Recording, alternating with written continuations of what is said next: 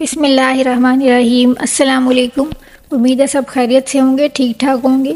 اور آج میں پھر یہ بنا رہی ہوں توفو کا کھانا، اور اس کو میں نے یہ بوائل کر لیا ہے اور اب میں اس کے چھوٹے چھوٹے پیس کاٹ رہی ہوں۔ تو جیسا کہ آپ کو پتہ ہے کہ مہنگائی بہت ہے، تو ہم الگ سے کیٹ فوڈ نہیں لیتے ہیں، تو یہ میں جو چکن یا گوشت لاتی ہوں تو اس کے ساتھ میں جو چربی یا جو چیچڑے وغیرہ ہوتے ہیں وہ میں لے آتی ہوں، اور پھر ان کو بوائل کر لیتی ہوں اور وہ میں اسے کاٹ کے کھلاتی ہوں۔ اور بوائل کرتی ہوں نا تو جو پانی ہوتا ہے وہ میں رکھ لیتی ہوں، یخنی کی طرح ہی ہوتا ہے وہ اس میں انہیں روٹی بھگو کے کھلاتی ہوں تو بڑے شوق سے کھا لیتے ہیں۔ تو اس طرح سے ان کا بھی کھانا ہو جاتا ہے اور بہت زیادہ مہنگا بھی نہیں پڑتا ہے۔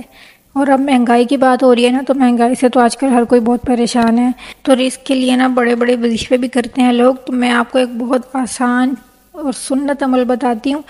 جو رزق کی تنگی کے لیے نبی کریم صلی اللہ علیہ وسلم نے صحابہ کرام کو تعلیم دیا تھا۔ تو بہت آسان ہے، کرنے میں کوئی مشکل نہیں ہے، اور نہ آپ کو بیٹھ کے پڑھنے کی ضرورت ہے۔ آپ بس جب گھر میں داخل ہوں تو دعا پڑھیں، بسم اللہ ولجنا بسم اللہ خرجنا وعلی اللہ ربنا توکلنا۔ اور اگر آپ کو دعا یہ یاد نہیں ہے نا تو آپ اسے لکھ کے گیٹ کے پاس کہیں لگا لیں، جب بھی داخل ہوں دیکھ کے پڑھیں، کچھ دنوں میں آپ کو یاد ہو جائے گا۔ بس آپ نے گھر میں داخل ہوتے ہی پہلے سب سے سلام کرنا ہے، پھر یہ دعا پڑھنی ہے، اور اس کے بعد درود شریف اور سورہ اخلاص پڑھنی ہے۔ تو یہ بہت چھوٹا سا اور آسان عمل ہے، اور گھر میں داخل ہوتے ہی سلام کریں، کوئی سن رہا ہو یا نہ سن رہا ہو، فرشتے سنتے ہیں اور جواب بھی دیتے ہیں۔ اور جب ہم بسم اللہ پڑھ کے گھر میں داخل ہوتے ہیں نا تو حدیث میں آتا ہے کہ پھر شیطان ہمارے ساتھ گھر میں داخل نہیں ہو پاتا، اور جب ہم کھانا کھاتے ہوئے بسم اللہ پڑھتے ہیں تو پھر شیطان کو کھانا بھی نہیں ملتا، اور جب ہم بغیر بسم اللہ بغیر دعا پڑھے گھر میں داخل ہو جاتے ہیں اور بغیر بسم اللہ پڑھے کھانا بھی کھاتے ہیں تو پھر